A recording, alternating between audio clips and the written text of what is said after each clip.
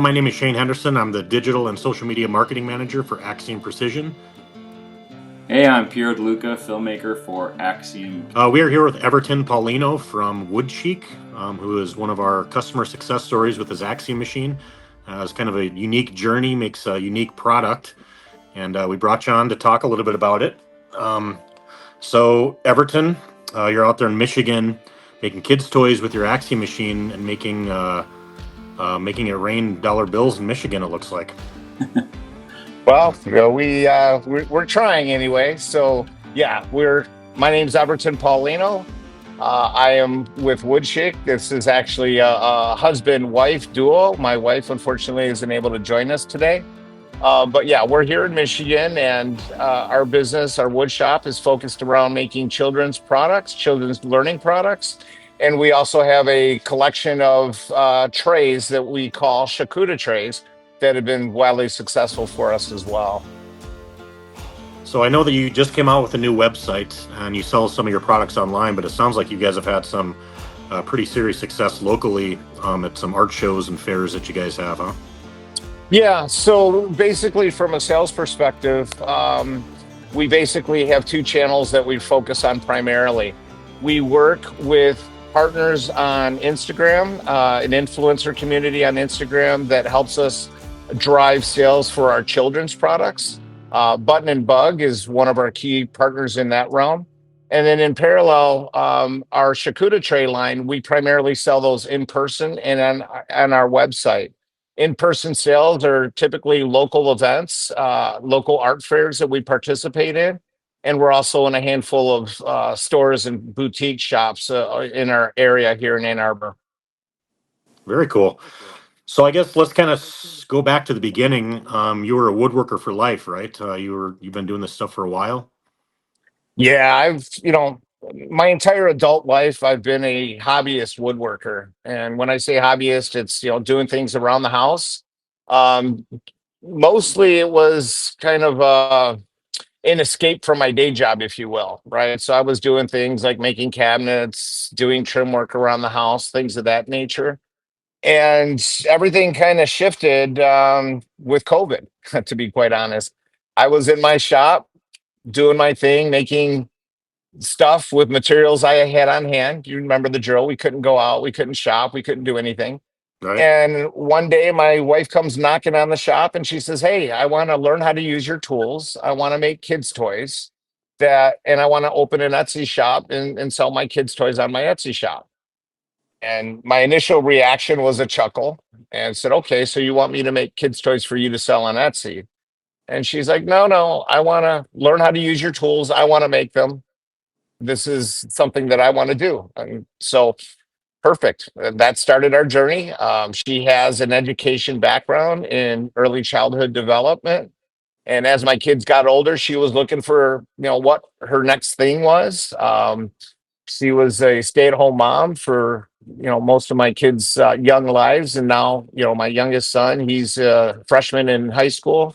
My daughter's a sophomore in college, and she was looking for, the next chapter in her life. And that's where it all began. And so you contacted Axiom, what, in 2022? Is that when you got your AR8? Yes, 2022. That's correct. Prior to that, I started on a hobbyist machine and quickly outgrew that.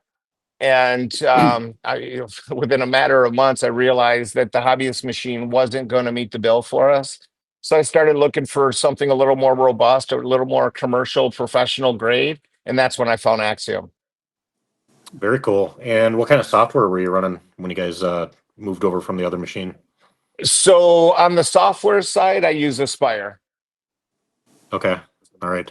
That's what a lot of our customers use, have very good success with it. So why don't you tell us a little bit about your products? They're called, am I saying it right? Montessori toys or Yes, Montessori learning aids? Montessori learning aids. So the world of Montessori is all about, you know, natural play. Most learning products in the natural in the Montessori world are made from hardwoods, primarily hard maple, with some cherry and some walnut. In parallel to that, they have a number of other learning aids, which are typically done in natural format. So it's all about a child learning through exploration and learning through play in an unstructured environment. They're following their curiosity. And so that bodes really well with the wood products that we make, in the sense that our products are made to inspire imagination through play. And that opened up this whole new realm beyond the Montessori wood products that we make, that is centered around the concept of sensory play activities. So in sensory play activities, again, it's focused on children learning through play, learning through imagination, and interacting with the learning aids in a purely explorative, pretend play kind of way. And so what we've done is we've partnered with Button and Bug, and we've come up with this concept called the imaginative play tray. And what the imaginative play tray is it's a number of theme-based wood products that insert into an IKEA sensory table, Hmm. which allows the child to interact with the tray from any position on the table. And typically they'll fill the tray with a number of fillers, which are typically things like salt or colored noodles, colored pastas, felt balls, things of that nature. And again, it's all play through imagination and inspiring creativity. Man, that's great. Talk about a niche. That's you got it really dialed in there.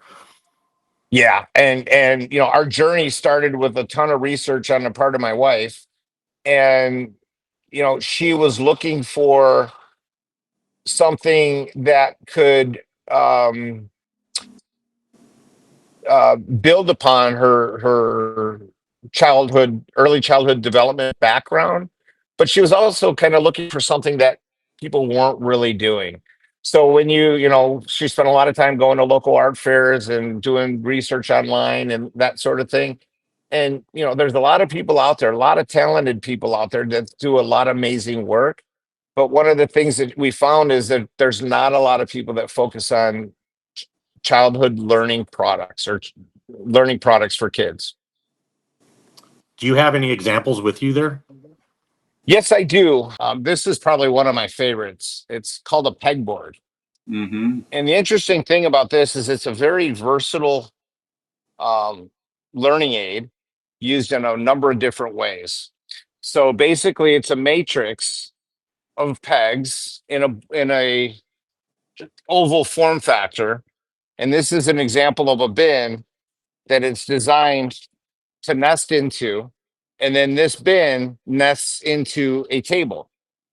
Now, the whole idea of the pegboard is for children to use it as a learning activity. So, one way is to pair it with flashcards, where the flashcards can have shapes on them, as an example, and the child will then replicate the shapes that they see on the flashcard using the pegs, and then bind them using a rubber band. Similarly, you could use flashcards with constellations as an example, and then you draw out the constellation using the pegs, and again, using rubber bands to bind the pegs to create the image. Another way that children use this is as a math learning aid.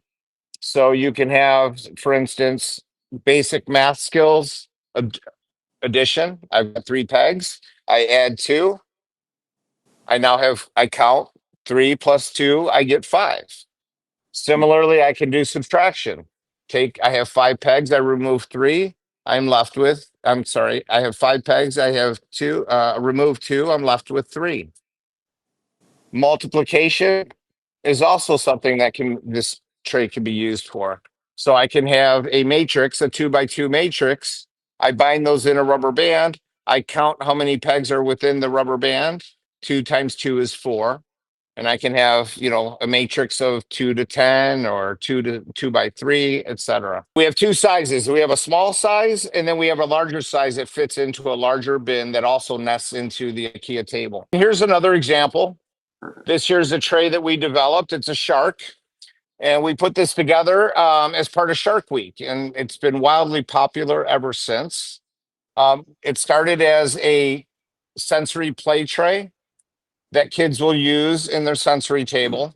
And the whole idea here is that they feed the shark with letters and numbers, different types of tactile play or tactile interactions with the tray, and then also use a number of fillers to quote unquote color the shark. So they can do fishing exercises that incorporate numbers for math skills, or fishing exercises that incorporate letters for reading skills, things of that nature. This piece here we developed for Halloween. It's a haunted house. That's And awesome. again, when we put these, kids like pushing things through the table. So we have this hole here, which is where the door is. There's an acrylic piece that we can use to fill the door so everything is full, or we can take the door out. And again, kids like pushing things through these trays. And the whole idea here is there's a number of fillers that are also available that they color their haunted house. And some of the fillers are they're unbelievable what people do. I mean, they make fake foods, they make fake animals, bats, ghosts, ghouls, all kinds of fun So stuff. when you say filler, what do you mean by that? What do you mean by a filler? So the fillers that they use for these types of trays are filling the piece with different types of tactile fillers. And these fillers can be colored rice, beans, Oh, colored okay. noodles, I gotcha. Okay. felt balls. So for example, if this is a panda bear, but let's say it was a regular bear, you could have, fillers that were little bees that would accompany the bear and accompany the theme. And you Gotcha. pair the fillers with the respective tray. Gotcha. Yeah, This one very here we cool. did this season for Halloween as well. It's our monster tray. That's awesome. And one of our partners online came up with the idea to use this as a snack tray for kids. And the concept she created to make snacking fun with her children is she uses the tray to introduce new foods to the kid. And so what happens is the kid, if he likes the food, he eats the food. If he doesn't like the food, he feeds it to the monster. That's a great So the concept. Very idea cool. here isn't just learning through imagination. It's also an opportunity for parents to engage with their children, and Yeah, that's what makes these things so exciting and popular. man, That, that's such a niche. That's very cool. So I know you're not exclusively into children's toys and learning aids and stuff, but you guys do some charcuterie boards and stuff like that as well. Correct. So this piece here was probably a good segue into other things that we do. So this piece here, as I mentioned earlier, some of the parents are using it as a snack tray for kids, making snack time fun with their googly, their monster madness. Well, once we started marketing these as snack trays, because they are finished with an all natural finish, we partner with the Real Milk Paint Company for our finishes. It's an all natural finish, no toxins. It's kid safe, it's food safe. So once we started marketing these as kids trays, we quickly realized that big kids want fun trays too. So we came up with this concept of our Shakura Tray. So this one here, I absolutely love. It's the Crazy Rooster. And what sets our trays apart is this. Charcuterie boards are all the rage these days. Problem with charcuterie boards, they typically don't have a lip. So by the time you go from the kitchen to the dining room, your cheese, your crackers, your olives, it all ends up on the floor. So what we've done is we've added this subtle lip that holds in your yummies without hiding your beautiful table arrangement. And the whole idea behind the fun images that we put on our trays is to complement the table decor for our customers, to give them an opportunity to bring fun flair to their table setup. So picture this filled with cheese, crackers, your favorite charcuterie, maybe it's M&Ms, maybe it's peanuts, whatever it may be. As people start consuming, it reveals an image and it turns into a fun conversation piece. Yeah, I can see how you couldn't even make those fast enough at a craft fair. I think you'd sell out immediately Oh, of we those. we we s- we sell them they're hot and people love them. I'd say without exaggeration, 80% of the trays that we make, people are buying as gifts for others. Yeah. And we often hear customers get, all excited about our trays because they're great for people that are impossible to shop for. Yeah. Right. Oh, my Right. mother-in-law, she loves chickens. I never can find her, something that's different. Wow, she's going to absolutely love this.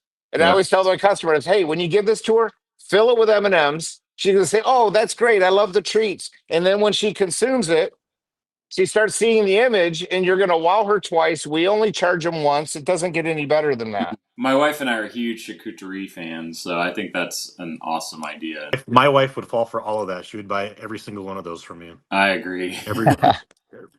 That's And awesome. and the nice thing is, I get a lot of folks that'll tell me sometimes like, well, I'm used to a bigger charcuterie board. My charcuterie board is 2 feet, 3 feet, whatever it may be. And I tell them, I said, look, this isn't intended to necessarily replace your charcuterie board, but to complement it, to add character, to add flair. Maybe you're having a theme party. Maybe you're having a card party. Maybe Right. it's poker night. It's great. Maybe you're throwing some dice around. Or maybe you're having a tiki party at the pool. Oh, I love that. That is great. Yeah, that's very cool. Our complete collection has over 140 different trade designs. So who comes up with all these designs? Is that you or is that your wife, is it Alessandra? Alessandra. Yep. A little bit of both, but primarily it comes from our chief wow officer, and that's my son Enzo. And he's constantly giving me different ideas. And some ideas I'm like, hey, that's great. And I do it right away. Other ideas, I'll kind of sit on it for a while. And then finally, when I get around to it, I'll make it. And then they sell like crazy. And he's like, see, Dad, I told you. Should have made those sooner. And a Yeah. lot of our design ideas come from our customers as well. Generally speaking, if I introduce it at an event or introduce them online and I've only made 2 or 4 and it sells out in a day or two, I know that it's something that I want to keep making. So can people send you pictures and stuff and you laser them into the wood? 100%. I've even gone so far to take a photo of a person's dog and put their actual dog on the tray. That's awesome. That's very cool. Very cool. And in fact, last week I did one for a customer. They were so impressed that as soon as their order arrived, they sent me a note. Say, hey, I'm buying 2 more. This time I need you to make my cats. That's great. That's awesome. Well, that's great. So we have tons of success stories how these Axiom machines, little CNC machines, um, you know, even if it wasn't during COVID, someone buys, husband and wife buy one, put it in their garage or in their basement. We've done all kinds of stories on how that little machine, I mean, changes the trajectory of someone's life, and completely steers it in a different direction. And you get to be creative, and they're becoming more common now. Because I've been doing the kind of the same thing you are for about 10 years with CNC machines. They're becoming a lot more common, and they're not um, as hard as they used to be to operate. I remember when I first got into CNC stuff like a decade ago, there weren't a lot of people doing it. Yeah. Now there's a lot of people doing them. Yeah. Well, I couldn't agree with you more. For us, when we introduced the Axiom into our shop, it was a game changer. It transformed our shop literally overnight from a moonlighting activity that we were doing, just that I was doing to support my wife's interest in developing kids' toys, to being in a position where we could scale out the business and keep up with the demand. Right. Literally, I have the machine running 8, 10 hours a day and it doesn't miss a beat. So Right. It doesn't choke. full time. You're full time on this. I'm not full time, no, but my machines are. Gotcha. Lots of lights out operations, letting them run overnight. No, I typically don't do that. But the way our shop works, when we first got the machine, I spent a lot of time getting to know the machine. And I couldn't stress enough how important that is for any tool that you have in your wood shop. my first experience was with the CNC was playing with the software, getting the software to cut the geometry that I wanted to cut, and I was elated by it. I was happy, but I also didn't know what I didn't know. And as I started to get to know the machine and get to know how to use the machine and pair the machine with different types of cutters and things of that nature, I was really able to dial in the capability of the machine and the quality of the output of the machine. Shane, it really is transformative in that way, and it's amazing. I mean, when my wife first introduced the idea, I mentioned earlier, I giggled, right? Little did I know that a few short years later, we'd be running the machine all day, every day, and producing 100 plus pieces a week. I should say selling 100 plus pieces a week. That's Amazing. great. What a great story. Well, It's thanks a fun. lot for sharing it with us. That's very cool. How can people find you on Etsy? So that's it. You can find us just by doing a search for WoodChic, WoodChic.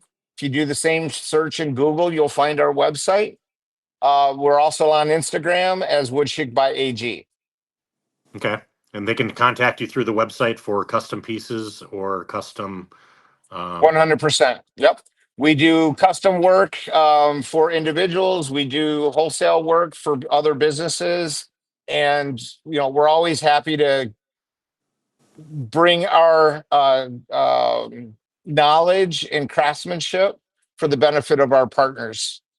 Thank you for joining us and sharing your pretty inspiring story. Hopefully, some other Axiom users are inspired by it as well. Yeah, I was also going to mention if folks want to contact us to learn more about our Axiom journey, how we use the machine, and how we can help them accelerate the learning curve with their Axiom journey, we're happy to help. All right. Thanks a lot, Everton. Thank you.